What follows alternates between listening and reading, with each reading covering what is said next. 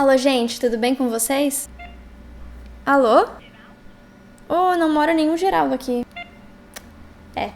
Enfim, faz algumas semanas que eu fui no correio conferir se tinha alguma coisa na minha caixa postal. E tinha uma caixa grande, pesada, que eu carreguei até aqui em casa. Fiquei com dor nas costas e fiquei pensando, o que tem aqui dentro? Aí eu abri a caixa e eram livros. 10 quilos de livros. Darkside, muito obrigada por isso. Pra quem não conhece, a Darkside é a primeira editora no Brasil dedicada ao suspense, ao terror e à fantasia. E a Darkside tem um selo que se chama Dark Love, que publica exclusivamente mulheres. Essa é a primeira editora brasileira que tem uma linha dedicada somente a mulheres. E isso é incrível, porque a gente vive num mundo machista e os impactos dessa opressão e dessa desigualdade de gênero afetam todos os âmbitos da sociedade, inclusive a literatura. Vamos pensar um negócio aqui. Por muito tempo foi negado às mulheres o direito de estudar. E em alguns lugares esse direito ainda nem é garantido. As poucas mulheres que tinham acesso à educação eram mulheres privilegiadas, mulheres brancas, heterossexuais, que tinham poder aquisitivo. Então, além de uma questão de gênero, tem questões de classe, raça e sexualidade quando a gente fala sobre machismo. Então, por muito tempo existiu só um olhar sobre todas as coisas,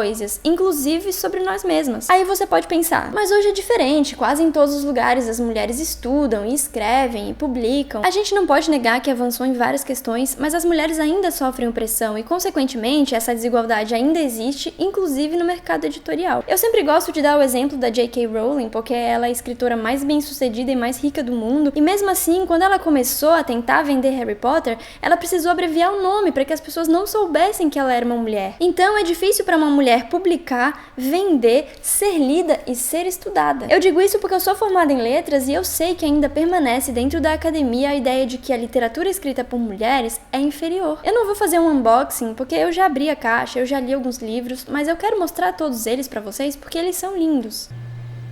Eu gosto de pensar que um livro é um objeto de coleção e uma obra que vai além do texto escrito, então eu sou aquela pessoa que valoriza uma edição bonita, eu adoro livro de capa dura, com alto relevo, essas coisas. E uma coisa que eu esqueci de dizer é que todos os livros que eu recebi são da Dark Love, porque a Darkside me conhece meu canal, e vocês podem ver e comprar todos esses livros nos meus links, que eu vou colocar na descrição. Eu vou colocar um link com toda a coleção e outros links específicos dos livros que eu vou citar aqui depois.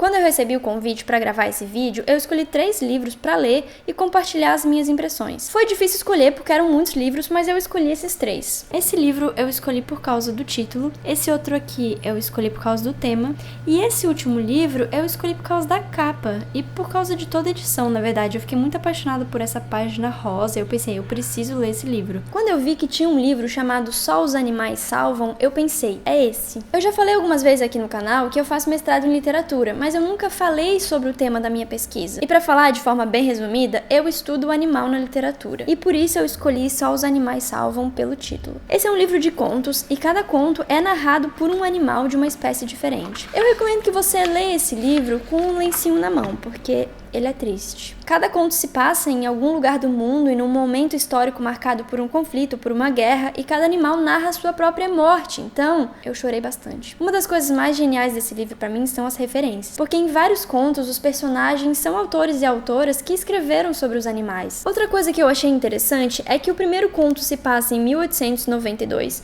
e o último em 2006, e a gente consegue perceber as mudanças históricas e sociais ao longo do livro, como por exemplo no conto narrado pela tartaruga, que começa em 1913, mas como as tartarugas vivem muito e essa passou por muitos lugares diferentes, tipo na casa da Virginia Woolf, ela só morre em 1968, então a gente consegue perceber muitas mudanças históricas nesse conto. Outro conto que chamou minha atenção se passa em 1915, na França, durante a Primeira Guerra Mundial, e é narrado por uma gata. Eu amei esse conto por muitas razões. Em primeiro lugar, porque eu amo gatos. Dá pra perceber pela minha roupa cheia de pelos. Em segundo lugar, porque ele aborda o relacionamento entre mulheres, e eu não tava esperando isso. E por último, porque ele é extremamente delicado e triste. Foi o primeiro conto do livro que me fez chorar. Até porque é o segundo conto do livro, na verdade. Outro conto que me fez pensar muito é o narrado pelo golfinho. Tem uma passagem desse texto que é maravilhosa e que inclusive tem muito a ver com a minha pesquisa, que eu queria ler um pedacinho. Por que às vezes tratam outras pessoas como humanos, às vezes como animais? E por que às vezes tratam criaturas como animais e outras vezes como humanos?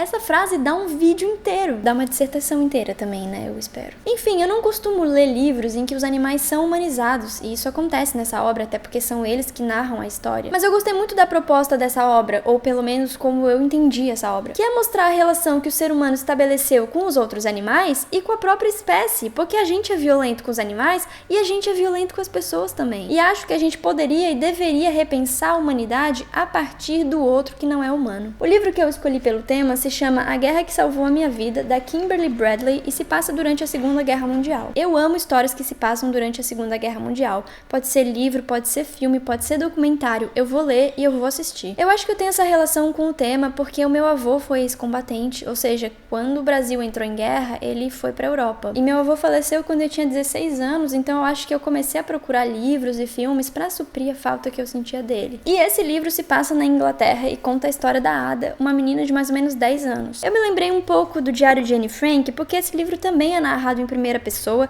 e a Ada também fica presa dentro de uma casa, mas não por conta da perseguição nazista, e sim porque ela tinha uma deficiência na perna e a mãe a trata como uma pessoa incapaz, e mais do que isso, a mãe sente vergonha dela. Aliás, a mãe dela é uma pessoa péssima, a gente já consegue perceber isso no começo do livro. Quando a situação na Inglaterra ficou pior por conta do bombardeio nazista, muitas famílias mandaram suas crianças para cidades no interior na tentativa de que elas sobrevivessem, porque o perigo era muito maior na capital. E a mãe da Ada decide enviar somente o irmão dela para outra cidade, porque ela afirma que nenhuma família vai querer cuidar de uma criança com deficiência. Só que a Ada tinha aprendido a andar em segredo e por conta disso ela consegue fugir com o irmão pro interior. Eu não quero dar spoiler, porque eu não gosto de spoiler, mas eu preciso dizer que eu já li muitos livros e vi muitos filmes sobre a Segunda Guerra Mundial, inclusive sob a perspectiva de crianças, mas esse livro é diferente, porque apesar de todo o contexto de violência, de destruição e de morte, foi por causa da guerra que a Ada de fato começou a viver. E esse livro vai ter uma continuação que se chama A Guerra que Me Ensinou a Viver e chega nas livrarias em março. O último livro eu escolhi por causa da capa, se chama A Menina Submersa, da Caitlin Kiernan, e esse livro desgraçou a minha vida. Eu fiquei pensando, o que eu posso falar sobre esse livro? Porque até agora eu tô impactada. Mas eu acho que a primeira coisa que eu preciso dizer é que ele pode ser um gatilho pra muitas pessoas, porque ele aborda de forma muito recorrente vários assuntos como saúde mental e suicídio, então é um livro muito pesado. Outra coisa que eu quero dizer é que eu tenho o hábito de procurar informações sobre a autora do livro que eu tô lendo, porque geralmente essas mulheres têm histórias incríveis. E de fato parece que a Caitlin Kiernan tem uma história incrível. Eu não encontrei muita coisa sobre ela, mas em alguns lugares eu li que ela se identifica como uma pessoa trans, em outros lugares eu li que ela se identifica como uma mulher lésbica, e em outros lugares eu li que ela se identifica como os dois. Então se você tiver mais informações sobre essa escritora, comenta aqui embaixo, porque eu fiquei muito curiosa pra saber mais sobre ela. E essas questões de gênero e de sexualidade aparecem em A Menina Submersa. E eu não fazia ideia quando eu escolhi esse livro, então eu fiquei muito feliz com a minha escolha. O livro conta a história da India Morgan Phelps, uma mulher de 24 anos diagnosticada com esquizofrenia. E as mulheres da família da Índia têm um histórico de transtornos mentais, tanto que a sua mãe ficou internada durante anos no hospital. Como A Menina Submersa é narrado em primeira pessoa e meio que são as lembranças da Índia, parece que a gente tá lendo um livro dentro de um livro. E a narrativa não é nada linear. Às vezes ela tá narrando um acontecimento passado, depois ela volta pro presente, depois ela vai pro passado de novo. E ela mesma afirma que não é uma narradora confiável e que a sua memória é ruim e que ela não sabe distinguir a verdade da fantasia. Enfim, tudo isso faz com que o livro seja muito denso, principalmente até a metade. Eu não sei se é porque depois da metade eu me acostumei com o ritmo da narrativa, mas acontece que depois da metade eu não consegui mais parar de ler. Eu decidi não dar nenhum spoiler, porque além de não gostar de spoiler, todas as informações desse livro são muito importantes e ele realmente desgraçou minha cabeça. Eu só quero falar um pouco sobre essa questão de gênero, de sexualidade apresentada pela autora, porque eu achei isso incrível. Eu sempre procuro narrativas que levantem essas questões e geralmente o roteiro gira em torno da descoberta e da aceitação do personagem enquanto pessoa LGBT. Ou então conta a história de um relacionamento e o relacionamento é o foco da narrativa. Eu gosto muito dessas histórias, acho elas super importantes, me ajudaram demais, mas também acho que a gente precisa dar um passo à frente no que diz respeito à representatividade LGBT. Eu sinto falta de ler um livro e ver um filme em que, por exemplo, a personagem é lésbica, mas ela tá lá fazendo várias coisas além de ser lésbica. E é isso que acontece em A Menina Submersa. Eu tava lendo a história que a Índia tava contando e de repente ela fala, porque a minha namorada, e eu fiquei, o quê? Aí depois, quando eu já tinha quase me recuperado, ela falou, porque minha namorada é trans. O quê? E agora eu quero ler só um pedacinho porque eu achei incrível. Em silêncio, desejei que Evelyn, a namorada dela, pudesse ter tido uma mãe como Rosemary Ann e uma avó como Caroline. Se eu tivesse dito a Rosemary que era um garoto e não uma garota, tenho certeza de que ela teria ficado, sobretudo, fascinada. Talvez também tivesse ficado preocupada pelo modo como o mundo trata os transgêneros, mas sobretudo fascinada. Provavelmente ela teria ido longe bastante para insistir que era maravilhoso. Cara, essa foi uma das passagens mais significativas pra mim, porque põe em xeque a normalidade instituída pela sociedade. Os pais da Evelyn agrediram, expulsaram ela de casa quando ela se assumiu trans, ela teve que morar na rua, ela passou por uma série de violências. E mesmo assim, a família dela é considerada normal pela sociedade, ao contrário da família da Índia e da própria Índia. Então o que eu posso dizer sobre esse livro, além de que ele é um belo de um soco no estômago?